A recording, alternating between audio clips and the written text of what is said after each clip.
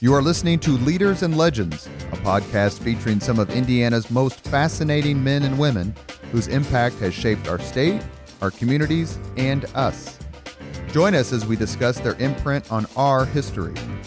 Leaders and Legends is brought to you by Veteran Strategies Incorporated, your local veteran business enterprise specializing in public relations, media relations, public outreach, crisis communications, and digital photography. My name is Robert Vane, Principal of Veteran Strategies, former Deputy Chief of Staff to Mayor Greg Ballard, and Communications Director for the Indiana Republican Party. I'm honored to be your host for our discussion. Thank you for joining us on Leaders and Legends podcast. Our guest today is entrepreneur, Hoosier, University of Southern California graduate, history buff, and one of the true civic leaders of Indianapolis, Jeff Smulyan. Thank you, sir, for joining us. My pleasure. My pleasure, Robert. Well, the point of the podcast, for those of you who are first-time listeners, is to detail and have discussions with people who are still making a difference and have made a difference in the amazing transformation that Indianapolis has witnessed in the last 50 years. You're an Indianapolis native. Right. Jeff, talk to us a little bit about where you went to high school, the neighborhood you grew up in, and what was it like to be a kid in Indianapolis? Well, it was such a different time. I grew up with a guy named Steve Crane, who I just happened to talk to a little while ago. Steve came into Emmis in the very beginning. We've been lifelong friends, and we grew up on the northeast side. I grew up at 70th and Dover Road, in between Allisonville and Dean Road. In those days, Dover just, I think, ran from like 64th to 71st Street. Now I think they've built a division on the other side. But, just a quiet neighborhood. We joke, we'd ride our bikes, and our parents said, be home when it gets dark, and we got home. And the street lights? Yeah, different world. Then went to John Strange Elementary, Eastwood, on to North Central. Family moved when I was about 15 to 85th and Washington Boulevard, but still Washington Township. So I spent my whole life in Washington Township. And you went to North Central, graduated from North Central? Graduated in 65. We've had several North Central grads on the Leaders and Legends podcast. Mark Miles, Mitch Daniels, and Mr. Bart Peterson. Yeah. Did you intersect with them at all? No, those guys were all younger. Mitch was just a couple years younger.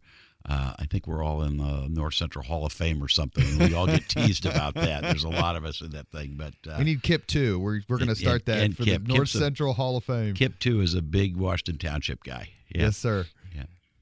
So what made you decide to go to the University of Southern California with all these terrific schools here in the Midwest? That decision, when I was looking through your biography, really struck me. It was a different time. Most kids, if they didn't stay in state, they went east. I had a cousin who went there. I just thought it would be, a really neat place to go to school. When I was a kid, I always said, Dad, when can we go to California? And he said, son, when IU's in the Rose Bowl. And IU made the Rose Bowl, and I was a junior at USC at the time. It was the only time they made it.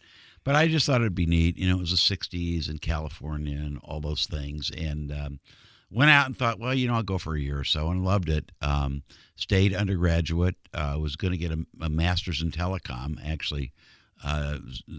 Going to go to Stanford and get a master's in telecommunications. Somebody said, well, if you love broadcasting and you want to be an entrepreneur, you should go to law school, study broadcast law. And I have to laugh now because today everybody gets an MBA.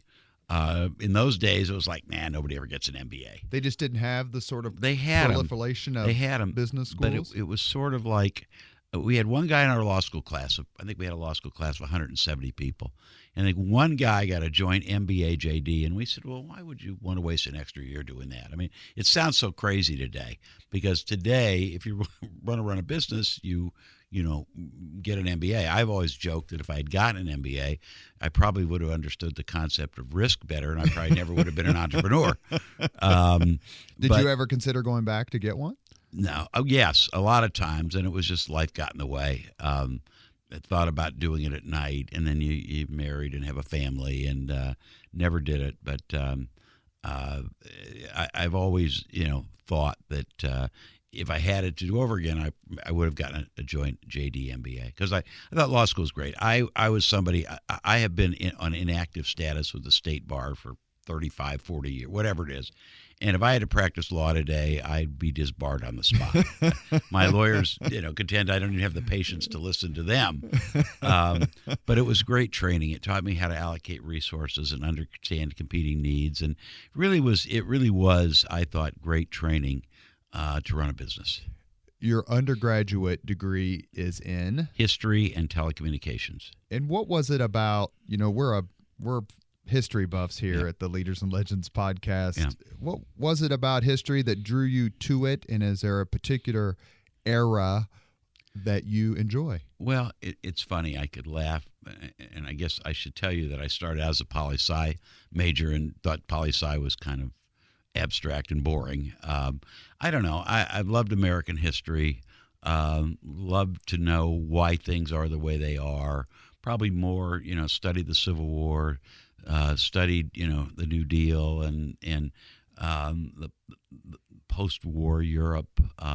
So just always loved it. To me, we talked about it, the intellectual curiosity of knowing why things are, and the more you see, history repeats itself. And so I've always been fascinated by it. It was a heady time to be in college, yes. Generally. What was your college experience in terms of in the cocoon or the matrix of what was happening in college campuses throughout the country in the mid to late 60s, early 70s? SC was a unique place because really so much of the college revolution occurred on the West Coast.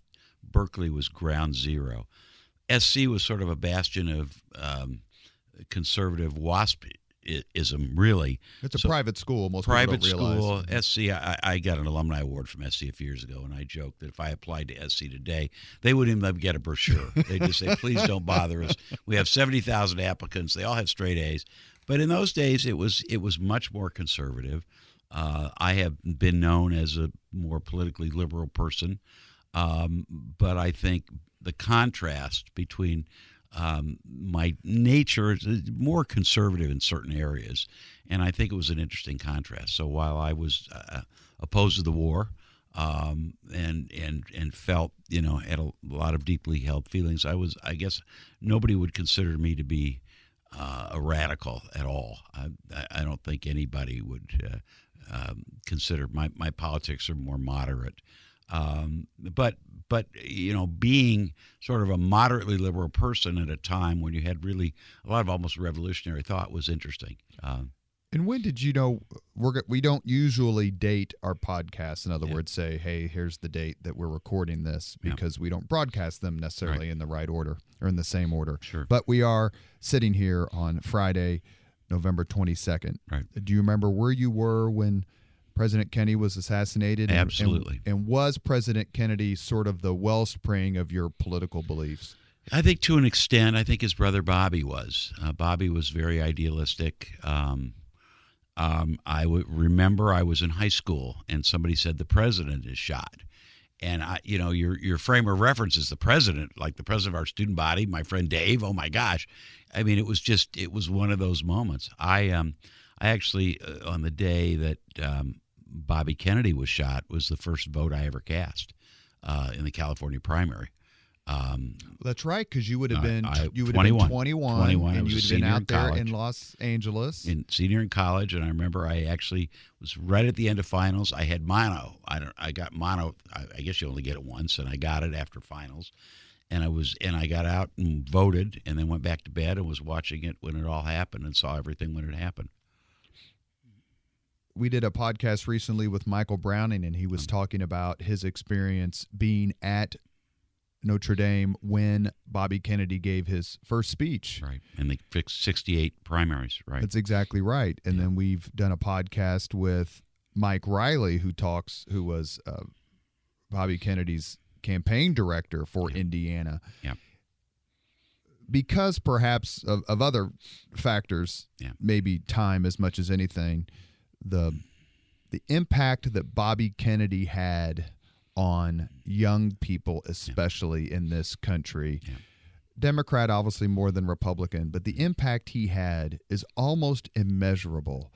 Looking back on that time, what sort of impact do you think he and that electrified candidacy, which I think is I'm a Republican, but we can admire the other side. I mean, it was a singularly powerful candidacy. What effect did that have on you?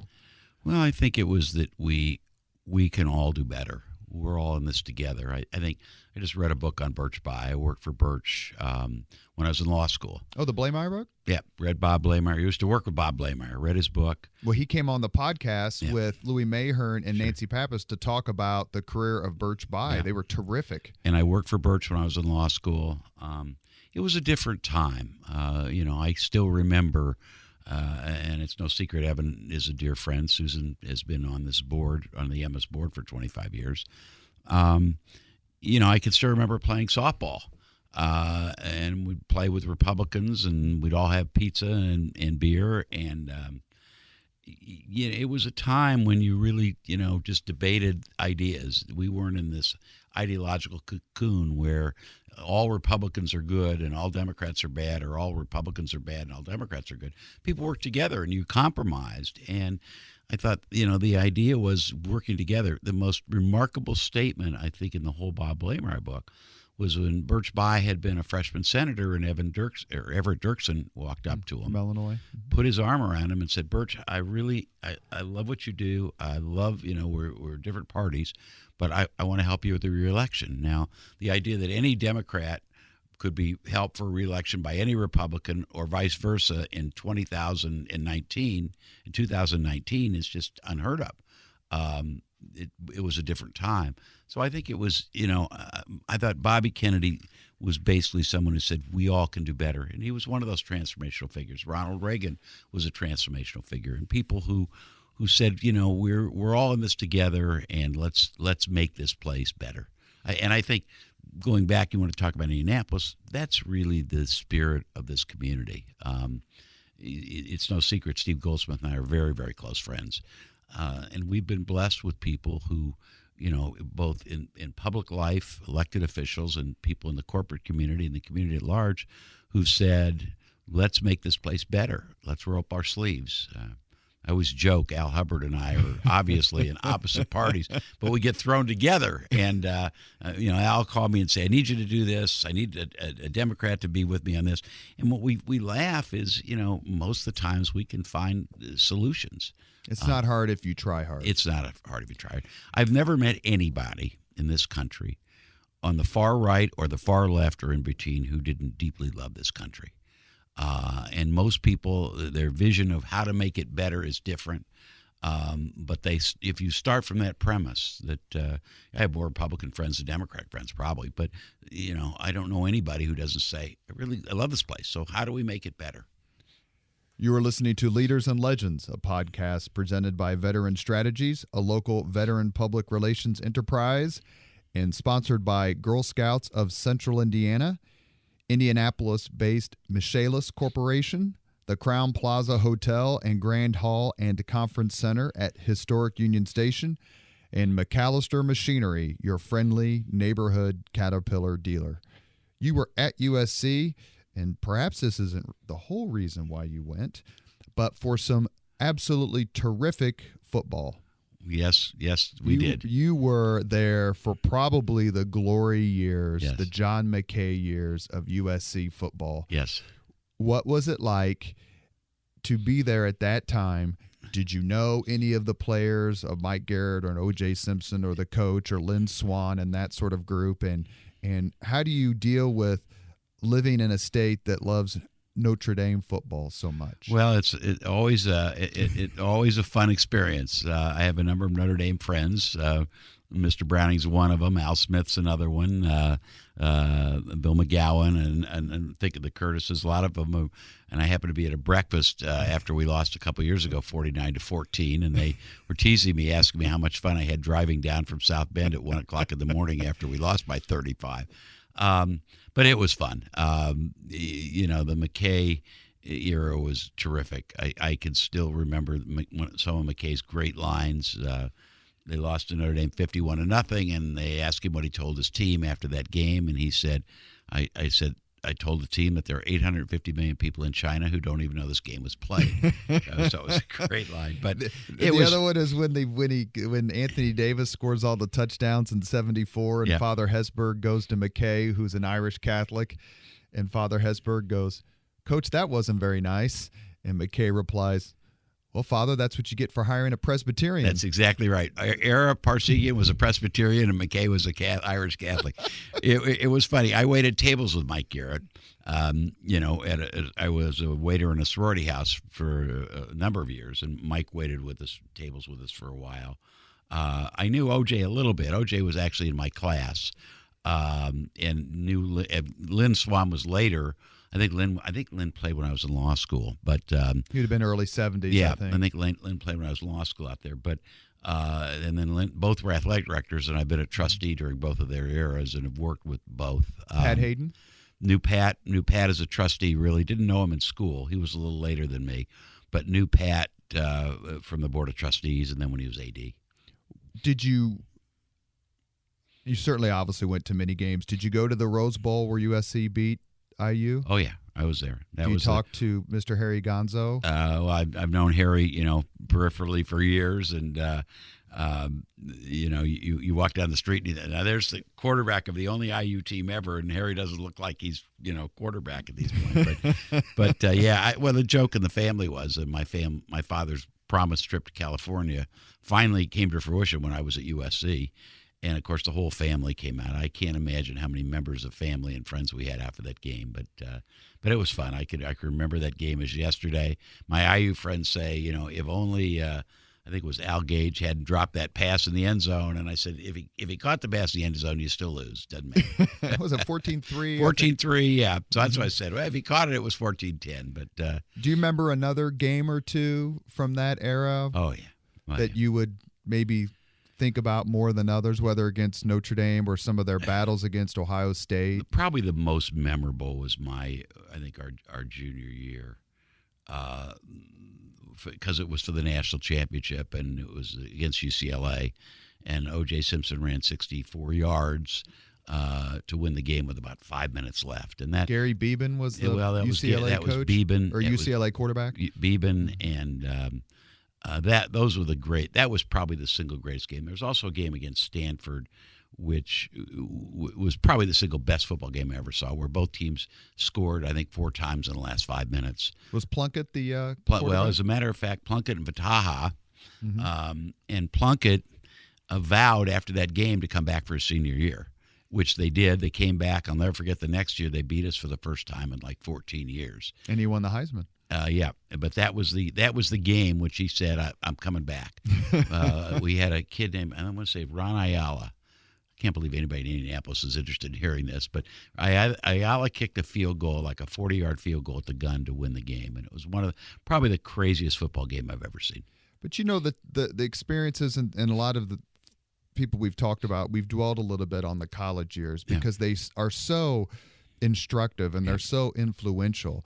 Yeah. And especially, quite frankly, with people who've gone to IU or Indiana colleges and come here. Yeah. But you leave USC, you come back to Indianapolis. Right. Why not stay out there, or why not go to a bigger city? That was what I always thought. I always wanted to be an entrepreneur and start a radio company. Matter of fact, that was sort of the thing. If you have a law degree, you have credibility if you want to be an entrepreneur. If you just have a master's in telecom. So several people said that. But I always knew what I wanted to do. My dad talked me into coming back. I didn't want to come back at first because I liked California. But he said, no, come back. It'll be easier to start a business here. He had a cousin who had a small radio station. And he said, excuse me, he said, if you come back, I'll invest in the station. If you'll come back and run it. And while you're waiting to start your company, it'll be good and you'll be home. And talked me into it. First 6 months I was home, I said, what have I done?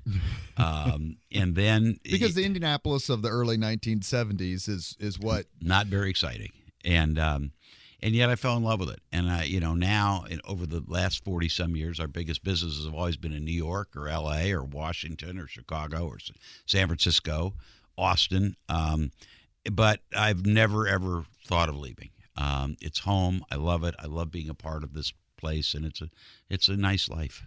And when you came back to Indianapolis, it was really starting to take off. So it would have been like the mid 70s, if I'm getting the chronology right. I think they were just getting ready to build Market Square Arena. At 74. That was really the start of the renaissance of downtown. And it was a fun place. And so, learned a lot. It was a fun time. And did you get a sense at the time with new leadership, not only in the mayor's office, but in the civic organizations, that, okay, this city's due to take off? No, absolutely not. I don't think number one, you're worried about, feeding your family and day-to-day stuff, and you don't really think in broader terms. That's the beauty of getting old like I am now. Now you think in broader terms, but I think at the time it was just, you knew things were happening, but you really weren't as aware of them on a daily basis. But clearly you had visionary leadership then. You've had it for a long time here. That's been very helpful.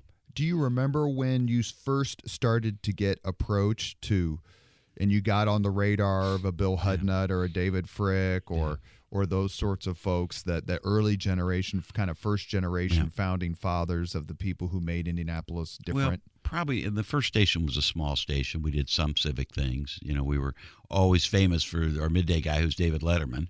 And that was probably more people want to know about that than anything else.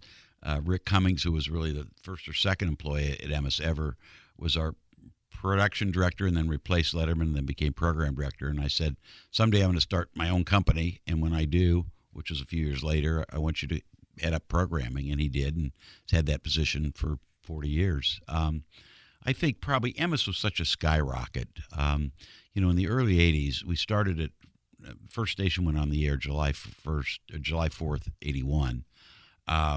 And which station was that? WENS, which is now Hank FM 97.1. And we went on the air, and I think the company then bought Minneapolis and then St. Louis and Los Angeles, so it got a lot of national notoriety, especially in the mid 80s when Los Angeles became the single most probably prominent radio station in the United States. And then a couple years later, we did WFAN, which was the first all-sports station in the country, and that got a lot of notoriety. And then we did the first hip-hop station, so we got a lot of notoriety. And then the baseball experience, and then, we went public. So early on, people said, hey, can you help out with this or be involved with that? And so it sort of came, I think, as the company grew.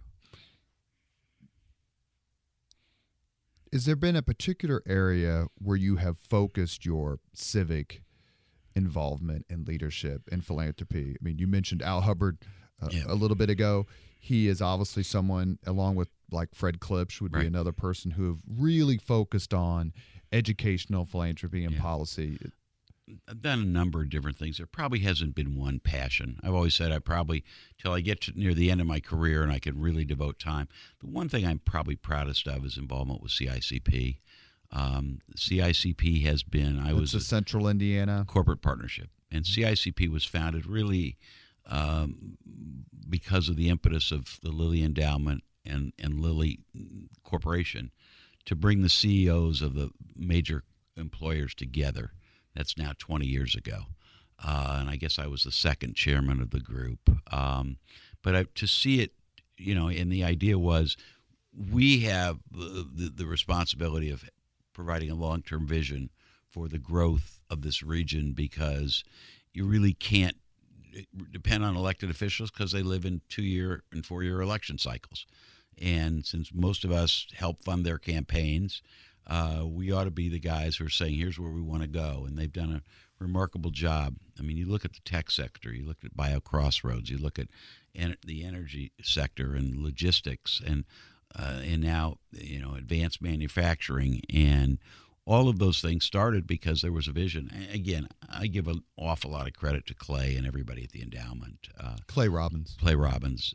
I've always said that without the endowment, Indianapolis is probably Peoria. But they've done a remarkable job, and they've been major in sort of watching all the initiatives of CICP. So I think that's been the thing that has, we've been involved in so many, charities and so many capital campaigns and drives. But that's the one when I step back at a 50,000-foot level and say that's probably the one where I'm proudest, even though, I've been on the executive committee, to see it. And again, they've had extraordinary leaders. They had Dave Goodrich and Mark Miles and now David Johnson. And going back to your comment about radio stations, as you and I have discussed many times, the daughter of one of your prime business partners, Yep. Dr. Jim Riggs, his daughter Dina and I graduated from Howell High School together in 1986. Yes. And I remember her in class with her notebook and books with all these radio stickers. Bumper stickers, all yep. Keishi, I still remember that Keishi, one. Yep, absolutely. Out of St. Louis, I think. Yeah. To the extent that timing is everything, Yeah. how much did timing help you when it came to growing your business and the popularity of your brand and your offerings because of the music scene in the early to mid to late 80s? Well, I always say timing's everything. Show me a successful person, I'll show you somebody who hopefully works hard and maybe is fairly intelligent, but luck has a tremendous amount of reason. I mean, a tremendous reason why anybody's successful. Radio was great then, and by the way, Jim Riggs. I should probably tell you how I started with Jim Riggs. That was my next question. Well, the first radio station we ran was WNTS, and our midday talk guy was David Letterman.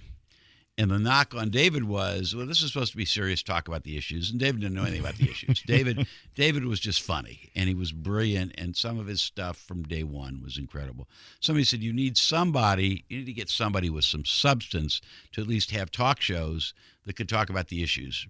So one of my dear friends, who's since passed away many, many years ago, was helping out when we started.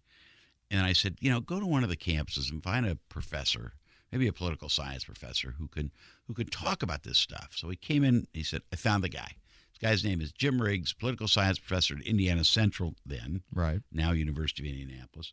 Well, Jim came in, did a talk show. He was great. We became very, very, very dear friends.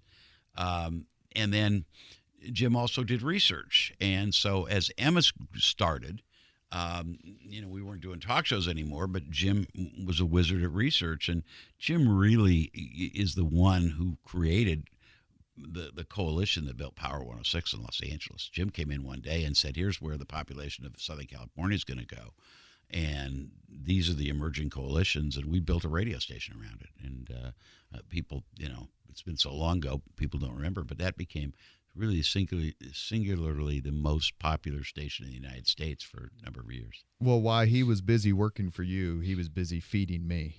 Okay. There in Irvington. Yeah. So he's the patriarch of a wonderful, wonderful, wonderful family. Wonderful people. And it's safe to say that Dr. Riggs is not a Republican. Nope.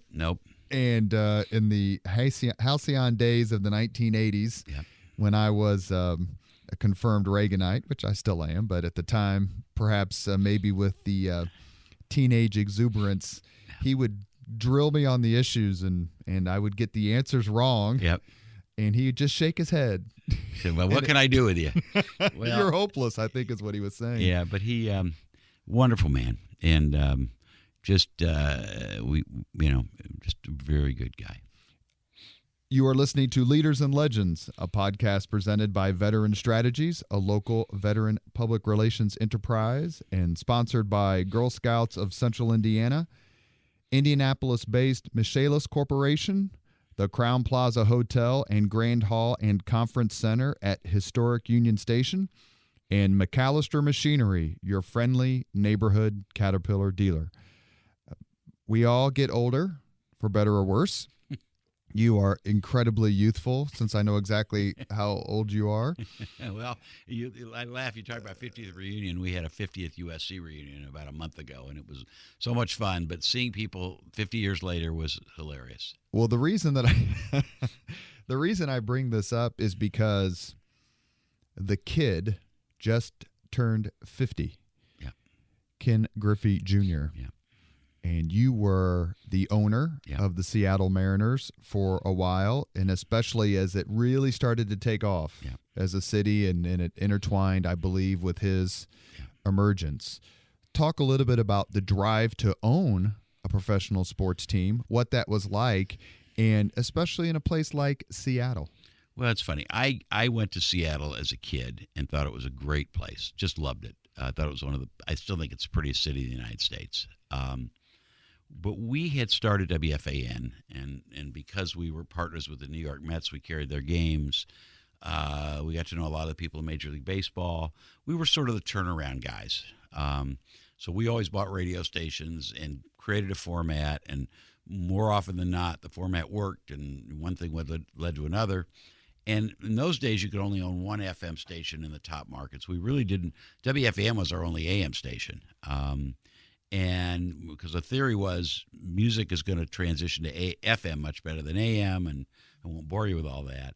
But we did WFAN, and there really, in those days, I think we bought the NBC stations. So we were in Indianapolis, Chicago, Washington, Boston, New York, San Francisco, Los Angeles, Houston. And there really wasn't much in the top 10 to buy. And once you're in the big markets, you're not probably dying to go to a small town. And I had a theory about sort of television and mass media and sports, that was that it would regionalize with cable. And we thought, boy, you're going to have the whole Pacific Northwest. It would be great. I love Seattle. The theory was a great idea. It was a great theory. It was 10 years before its time.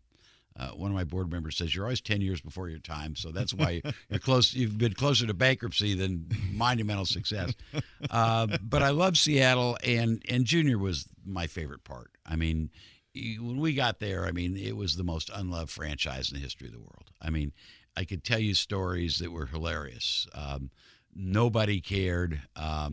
They won the game. They won the franchise by litigating with the American League. They won a lawsuit, so they got the franchise when they expanded to Toronto and then Seattle.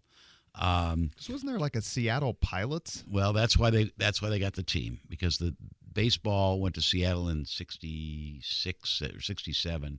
The Pilots are there 1 year. If you talk to Major League Baseball, they say Seattle made certain commitments and they didn't live up to it. And if you talk to people in Seattle, they say, well, that's not necessarily true. But baseball was very, very upset with Seattle, and they pulled a franchise. And a little-known fact is that apparently during the discussion to pull the franchise, they recorded some very derogatory things about Seattle that would have been very embarrassing. And lo and behold, a number of years later, Slade Gorton got the recording. Slade was county attorney then. He became a U.S. senator. Senator. And Slade Gorton got the recording and basically went to baseball and said, I can either release I've heard this story. I don't know if it's true, but I can either release this recording or you can give us the next expansion team. And baseball said, okay, you get the expansion team. But it was always a contentious relationship. Most of the people in baseball thought, these guys are marketing guys. If they can't make it work, it'll never survive. Nobody, I always say my first few years in Seattle, I was the biggest hero of all time. And my last 6 months in Seattle, I was the biggest pariah who ever lived. Because I think until the owner of the Supersonics. Well, that's right. And you've had it. There's been a history in Seattle. And it's funny because I talked to the guy who bought the Supersonics, and he started telling me all the things that happened to him. I said, well, those exact same things that happened to us, 15 years earlier. But it's a beautiful place. I always said I'd love to do anything in Seattle but own their baseball team. My brother was stationed at Fort Lewis. Yeah, it's a beautiful place. And stayed place. there. Yeah. He never came back to Indianapolis. He absolutely loves it. It's a beautiful place. I always also got in trouble because I said Seattle's all the people I ever vote for get elected, and it makes it impossible for a business like Major League Baseball. I said if we had these problems in Indianapolis, the corporate community and the government and the ball club would get together and share the numbers and figure out the problem and solve it. But in Seattle, it was, look, we got beautiful mountains. We get people coming in every day. We really don't care about this stuff. But I loved it. I made a lot of great friends in baseball, great friends in Seattle, and watching Junior play every day was the one thing I really loved.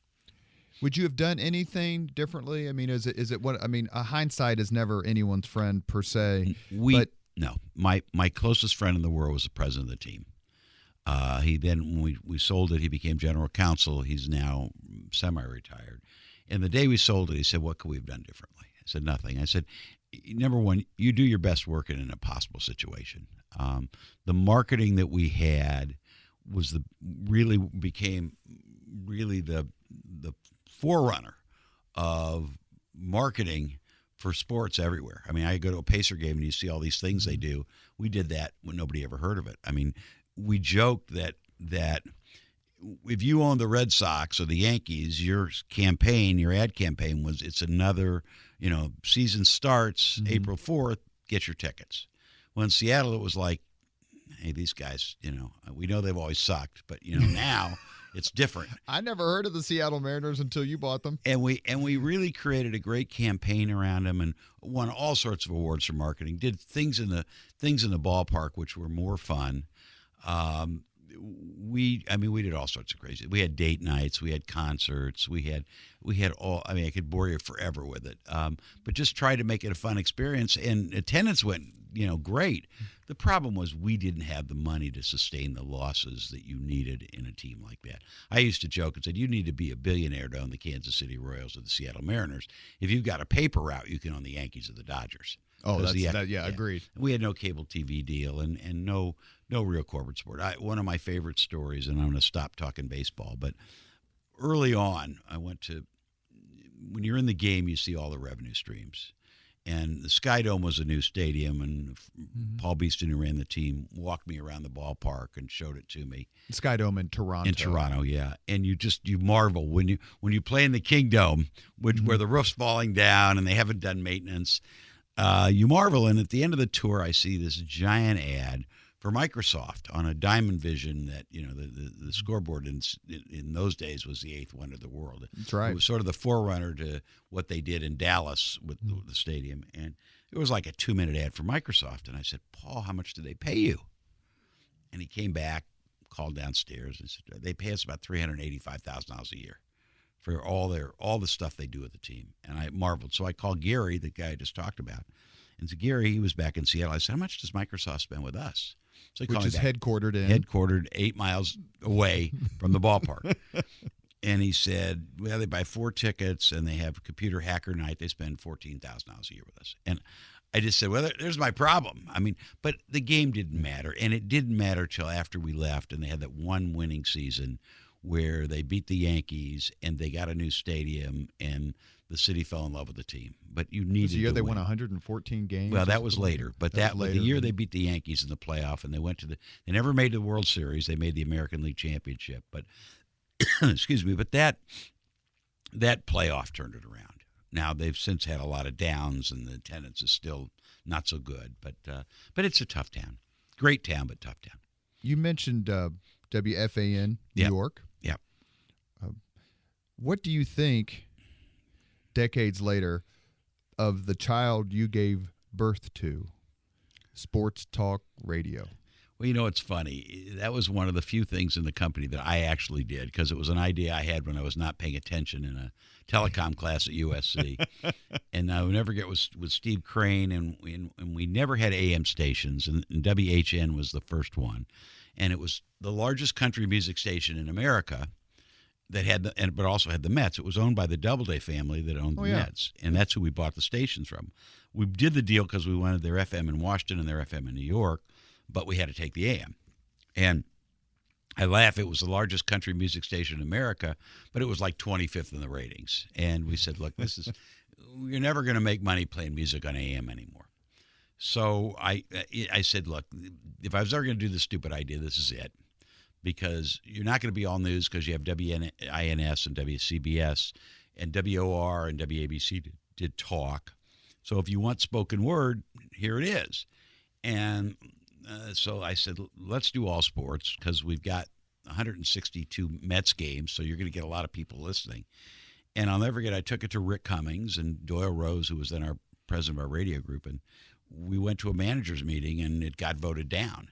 You're kidding. No, got voted down. And Steve Crane came to me and said, "Well, what do you want to do?" I said, "You can't lead where others won't follow, so we're not doing it."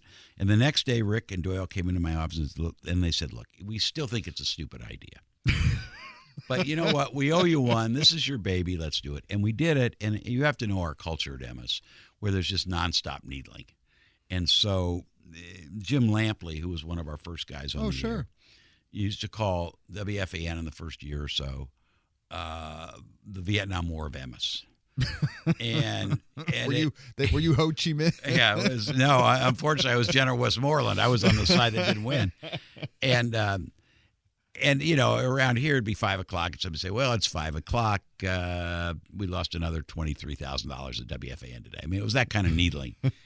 And Jim Riggs, the aforementioned Jim Riggs, would do research, and I'll never forget. After about 6 months on the air, the question was, "How did we do as the place to go for sports?" And in the first 6 months, it was probably WINS and WCBS who had sports on the 15s and 45s. Still probably had an 80% preference as the place for sports. And about a year and a half later, it had flipped. So we became the place for sports. But when it really took off is when we bought the NBC stations in 1988, and we merged. In those days, you couldn't have two FMs or two AMs. So the better signal was 660, which was WNBC. So we switched WFAN to 660, and we took Don Imus, who was their morning guy. And it all came together. And I always say, Robert, the line between being a genius and an idiot is very fine. And I've been on both sides many times. So I went from being the world's biggest idiot on WFAN to the biggest genius. The one funny part about the story, and I always, you know, people say, "Oh, you had the vision to see it." Somebody was going to do this format. I mean, it just happened to be me, and it happened to be in New York City where it got a lot of attention, and there's always retrospectives on it, and every year a guy's writing another book, and he calls me to talk about it. But today, I always think back of one favorite story. Sports radio really changed the landscape of sports, because if you're a player or an owner or a manager, you get up in the morning, and if you've had a bad day, you see a devastating column, or somebody's ripped you in the newspaper, but then you put the newspaper down and you get on with your day. Well, with sports talk radio, if you've made a mistake, I mean, I go down the hall, I promise you that today, all day, we're talking about T.Y. Hilton dropping two passes, you know, or when Adam Vinatieri miskicked. So it's just nonstop. And one of my dearest friends, who should remain nameless, who owned another team and still does, and actually owns several teams, was in Seattle. And he gets in a car, and he's going across the bridge, and he said, "I'm not a religious man, but the fact that the guy who invented this format that has made all of our lives miserable as team owners and managers now owns a team and is getting ripped by the local sports talk station proves to me that there's a God." It was one of my favorite quotes of all time, and it's true, you know. But that's life. But it changed a lot. We always knew that sports is the American opiate. And people care passionately, and they will debate it endlessly, and it's been fun. Have you ever called into one of your own stations? Once in a while for fun, or if they'll say something where I have particular knowledge, I'll call. Very rarely. And identify yourself, or are you a mystery caller? Yeah. No, I don't know. I never want to be a mystery caller. But if they're talking about something, and I'll say, "Hey guys, it's Jeff, I'm listening," but that only happens once every year or two, or less. If you had to be stranded on a desert island with either Don Imus or Howard Stern or Rush Limbaugh, whom would you choose? It's a great question. I know all of them a little bit. Imus obviously more. My friend Randy Baumgarten, who ran The Fan, if you read Howard Stern's first book, he is like the only executive that Stern loved. And I had some moments with Don where he got into a battle with the Tisch family that owned the Giants. And when I was owning the Mariners, and the Tisches, Don did something on the air, and the Tisches called their lawyers in Washington and said, "We want to go after their license." And the guy said, "Well, look, the guy who owns it's a really good friend of mine. Let me call him." And he said, "Don's done this," and I won't get into the story what he did on the air, but the Tisches were new into sports ownership, and here's a very prominent family that owned CBS and owned, you know, but they never owned a sports team, and they didn't understand, you know, you can do anything, but once you own a sports team, you got a target on your back. And I said, "Look, I'll call Don, and see if he'll, sort of lay off of this issue because he was making fun of the Tisches for something. And I said, but 50-50. I said, Don is notorious for, if I call him, 50% chance that he'll say, "Can you believe the Tisches called Smulyan?" And Emmis would always talk about me. I'll never forget Paul Newman came to the ballpark one night. And the Paul Newman came to the ballpark one night. He lived in Connecticut. He said, "I know all about you. I know about your love life because I listen to Emmis every morning." Emmis would talk about my life all the time. But that was Don, and I called him, and he did back off. But Randy Baumgarten managed both of them, Emmis and Stern. And I said, "What was the difference?" He said, "Emmis is just Emmis, and he's really not manageable because Don just does what he wants, and the Don you get, at 8 a.m. in the morning is the same Don as you get at 5 in the afternoon. He's just kind of a cantankerous guy." I always liked him, got along with him, but he said Howard is the most disciplined guy in the world. Howard will say something at 8 in the morning, and at 10 you'll talk to him about it, and he'll say, "Yeah, we did this and this and this," very clinical. But he said he's just a consummate professional, and really he liked working with Howard much better. Forgive me, I guess, but I thought in his prime, Howard Stern was one of the funniest people in the country. Brilliant, and absolutely brilliant. And I listen. I have to confess, I'm not a Howard listener, and I've got friends who are, and and I know how brilliant he is, and I don't know him well, but and I've known Limbaugh, and obviously Limbaugh's politics aren't mine, but we've kidded about that. But I think all these people just have a rare talent to connect to human beings. Well, let me ask you about another radio empire. Yeah, and that's Bob and Tom. Yeah. Who I remember when they kind of first came here, and they were the counterpart to what was happening at WNAP at the time. Wacker and Willack, I think, was the name. Yep. And what do you think is Bob and Tom's impact, not only on local radio, but national? Well, and by the way, I've been a fan of those guys forever. I think Tom Griswold's one of the most creative human beings of all time. We thought we had him hired once, steal him away, and that's another long story. But I obviously they rewrote the record book here. Just very talented people, very, very talented. I think both of them, but especially Tom. Tom has always just been this creative genius. And that's what I hear about him. That he's the driving. Yeah, Tom was always a creative genius. I think Bob was sort of along for the ride. Funny guy, talented guy, but I think, and I didn't work in studio with him, but people who know him said, look, Tom was the guy who created all this, or most of it. Some of the folks we've mentioned are envelope pushers, which as a East Side IPS kid, I like envelope pushers. Do you get the sense when too far is too far? Oh, yeah. Yeah. And who gets to, besides their bosses, but is it the culture or the politics of a society or a particular market that gets to decide when too much is too much? Well, we've changed so much. It's hard to believe how far we've come. Look at our political discourse. Just turn on the news every day. Look at our, contemporary entertainment. It's hard to believe that the country was shocked when, Clark Gable said, "Frankly, my dear, I don't give a damn," in 1939. Right. I can still remember debating with David Letterman in 1974 that you couldn't say PUD on the air. I'm still not sure what PUD is, but he said, "Oh, that guy's a PUD." Well, I don't think you can say PUD.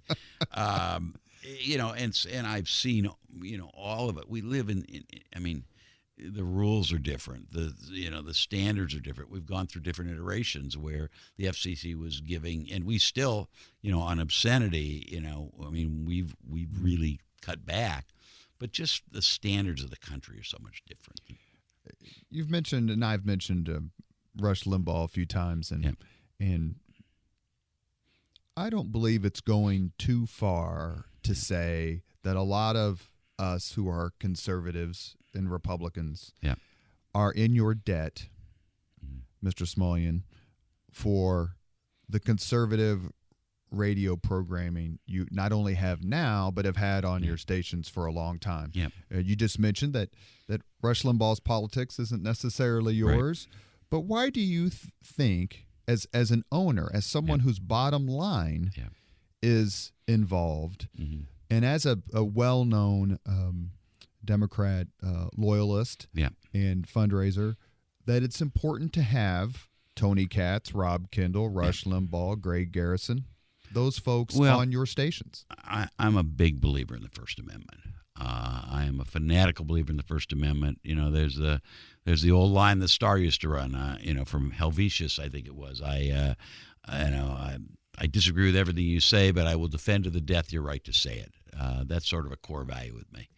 I will tell you, I worry that the rise of all of these segments, I'm not sure sociologists are going to tell us where we are, but I worry that, AM radio is sort of the province of conservatism. Now it's commercial radio, NPR, and when the people who started Air America came to me and said, we want to do a liberal radio network, and we even helped them evaluate it, but I said, I just don't think there's a market. I think moderates and progressives who like radio are listening to rock and roll. And I think if they like politics, they'll listen to NPR.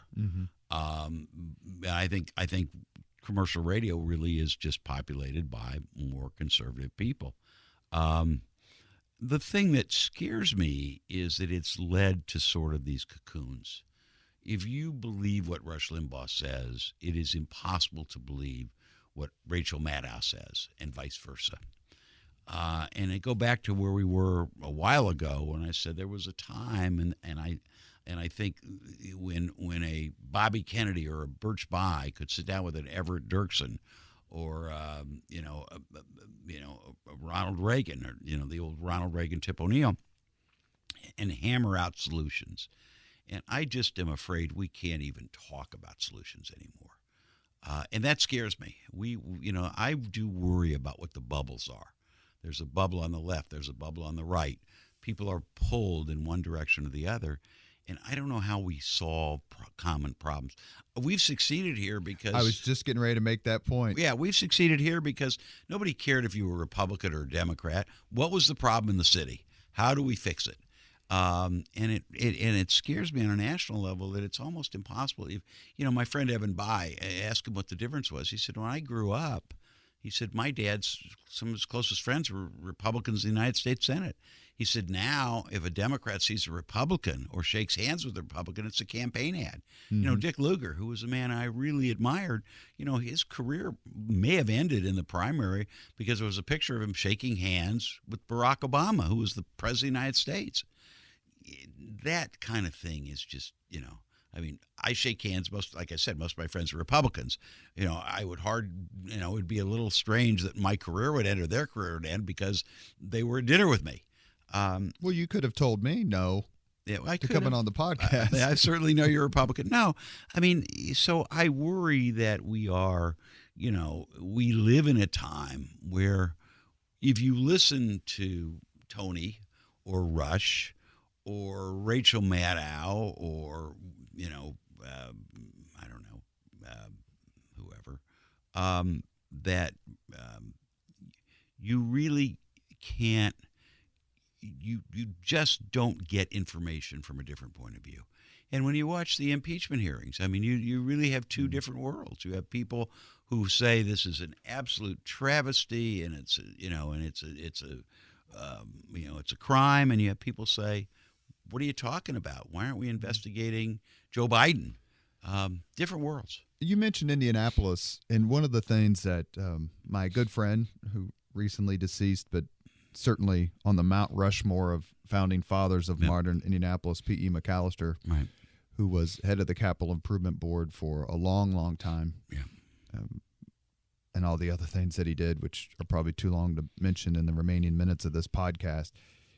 He said never at one time and he was primarily 70s and 80s, maybe early 90s, because he's born in 1918, so he was retiring. He said never one time in a meeting about the city did anyone ask who was going to get the credit. Did anyone say that's a Republican or a Democrat idea. Yeah, absolutely right. He said there was never any argument. Yeah. It was a discussion, Right. and everyone pulled together. Yeah. And perhaps the best example of this, of many in the last 50 years of this city, is the Super Bowl in February of 2012.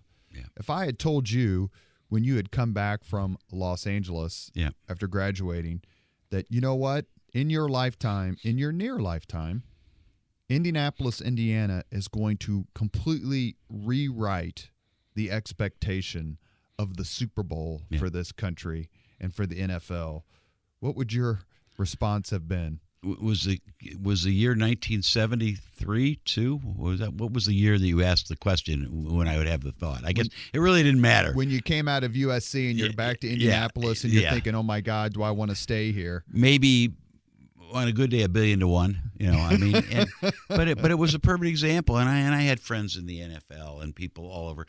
One of my favorite things is when people come into Indianapolis from out of town and they go, oh my gosh, this is such a great place.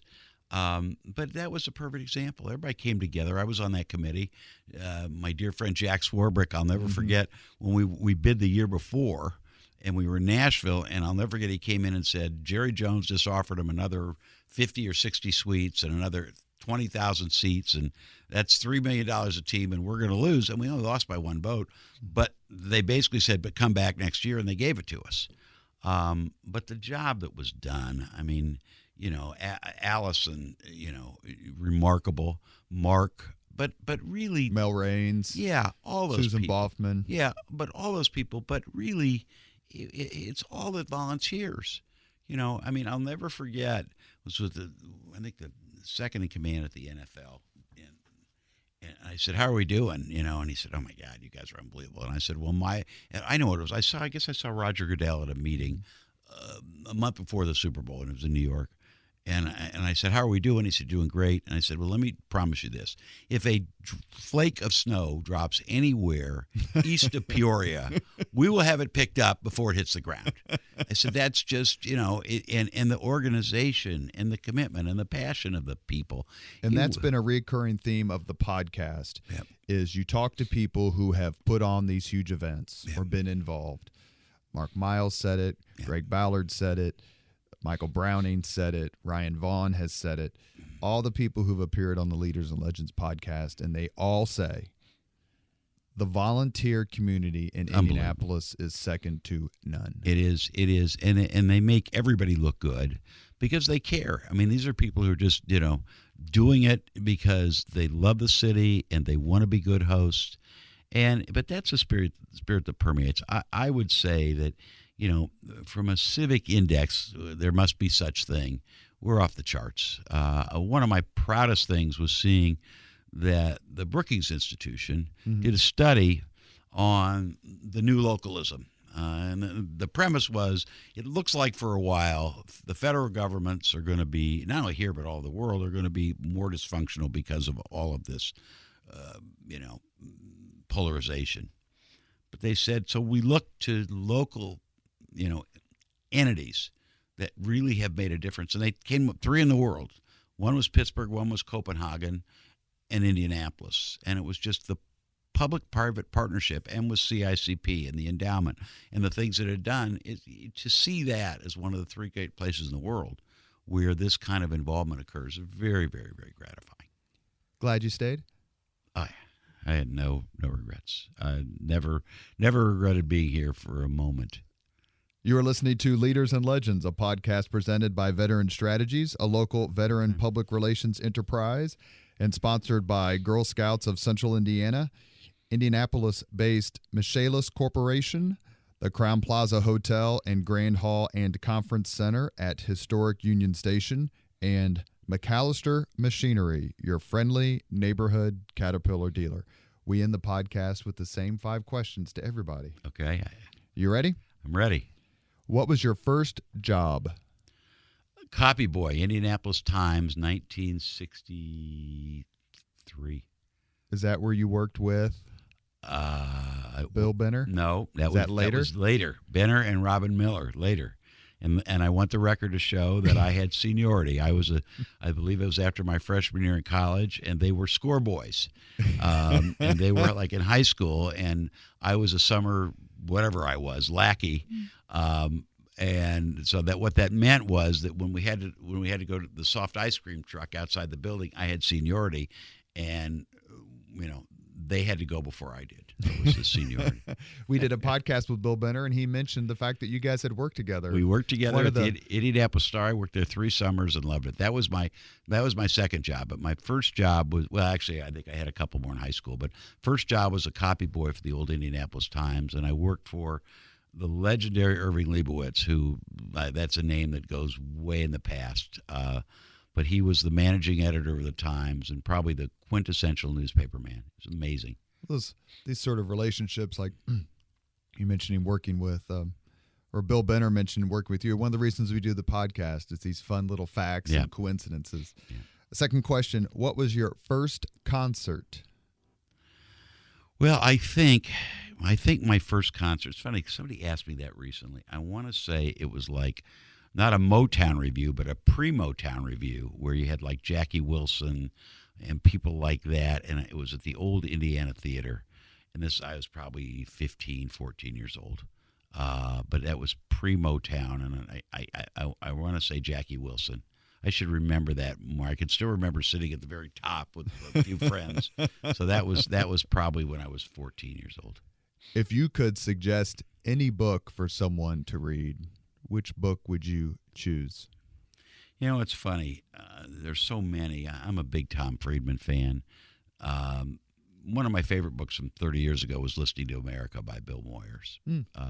Just went around the country and listened to how the thoughts and hopes of everyday Americans. I read one by Stephen Brill last year that I absolutely loved. My gosh, I'm losing my mind. Tailspin. And I think I've sort of become a student of the economic system. And I gave a speech to the United Way on income distribution. And I really believe it's a problem that we don't solve, and we don't all come together to solve it. It's going to do us in. If you look at throughout the sweep of history, when societies and the gap between rich and poor becomes so large, that's how you get revolutions. And I'm not saying we have a revolution, but it's something that manifests itself. And this is a country of such abundance, and we ought to be able to solve the problem. So ask Louis XVI, cost him his head. Well, that is the lesson throughout history, and we sort of think, well, it can't happen here. But when people get angry enough, and hungry enough, that's right. If you could witness any event in history, be there in person as it happens, which event would you choose? Boy, that's a great question. I have such a fanatical love of sort of the founders of this country, the Declaration of Independence.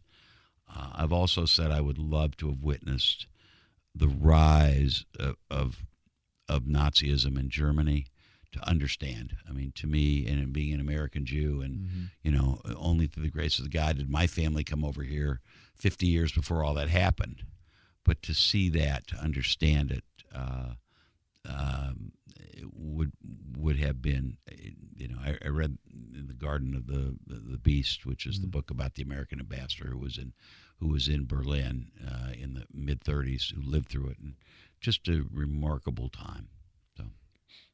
And you've had dinner with some amazing people. I remember reading, I think, once or twice, your close friendship with President Clinton. Knew President Clinton fairly well. If you could have dinner with anyone living today, 2 hours off the record, whom would you choose? Not Abdul. Not Tony Katz. Boy, that's a great question. Not JMV. That's a great question.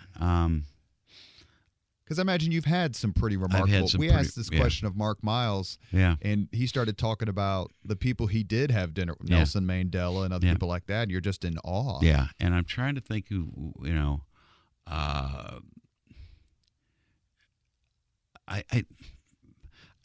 say Barack Obama. I'm a Democrat. I think history will treat Barack Obama very well, and he's a brilliant man. I was in baseball with George Bush. I love George. George, one of my favorite people of all time. That's right. You would have been owners at the same we time. we used to sit in the back of the room and crack jokes. Texas Rangers. So I've known George, loved George. Didn't know Barack Obama that well, but I thought he came in at a time where, he was. I thought he did. I think history will treat him fairly well. So I'm not really thinking about politicians, but I'm. I guess Thomas Friedman. And I've actually sat with Thomas Friedman at a dinner. Mm-hmm. But I find Thomas Friedman's take on the world to be pretty remarkable. This city in the last 50 years, and hopefully for the next 50 years, is really, besides the neighborhood by neighborhood, community by community sense of brotherhood, the city has changed because of a lot of the podcast guests we've had so far on Leaders and Legends. Jeff Smulyan is in the top rank of those people, not only because of his kindness and generosity and philanthropy, but as you've just heard for the last hour, his personality and his sense of spirit and his commitment to Indianapolis. We cannot thank you enough, sir, for your time. It's Very been fun. gracious. I can't believe we spent an hour. It went by, it was a lot of fun, Robert. Thank you. you. Pleasure. Thanks. Thank you very much for listening to Leaders and Legends, brought to you by Veteran Strategies Incorporated. If you want to contact us about this program or our menu of public relations services, please send us an email at robert@veteranstrategies.com. That's robert@veteranstrategies.com.